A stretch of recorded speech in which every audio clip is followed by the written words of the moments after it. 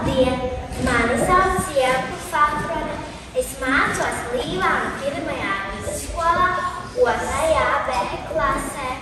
Savu stāstījumu sākšu ar mīklu.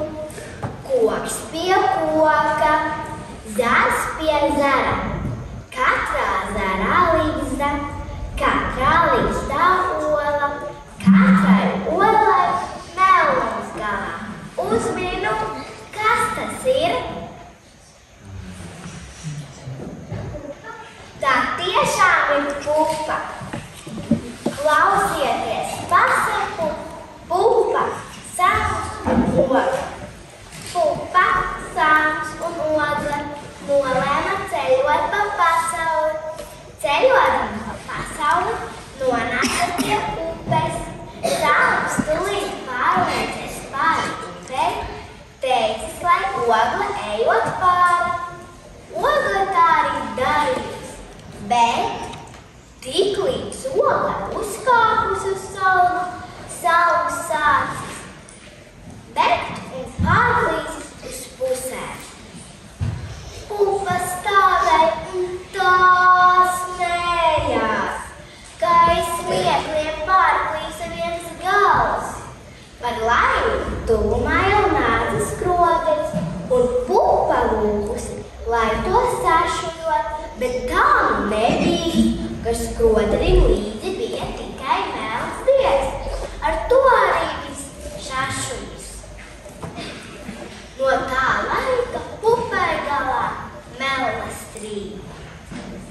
Bet tagad gan laiks atgadījumam par dziesmu svētku tēmu.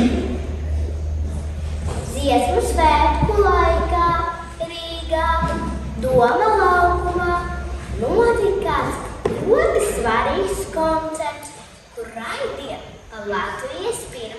televīziju. Un mamma bija gods atklāt šo koncertu. Es arī pastāstīšu par savu mammu. Kad mamma bija manā vecumā, un tāpat kā es dziedāju televīziju, un tāpat kā es spēlēju violi. Turpināšu stāstu. Un stundu pirms koncerta viss tika sagatavots. Un manas mammas viola karstā vasaras dienā stāvēja skatuves vidus un gaidīja savu uzdācienu. Sākās tiešraide.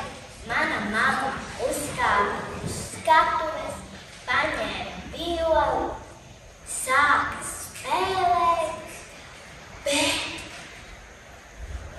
nekas neskan. Kas notiks? Izrādās, ka pie vainas bija kanifolijas. Tas ir tāds dabīgs sveču sakausējums, ar kuru ievedot violas lociņu, veidojas skaistais violas skanējums. Bet ir viens bet. Sveķi karstumā kūst, un arī manas mammas violas lociņš, kas bija iedzies ar kanifoliju, pamazām karstumā izkust.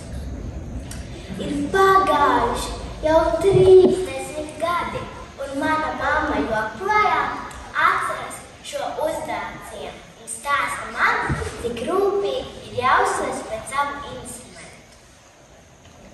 Paldies, ka klausījāties!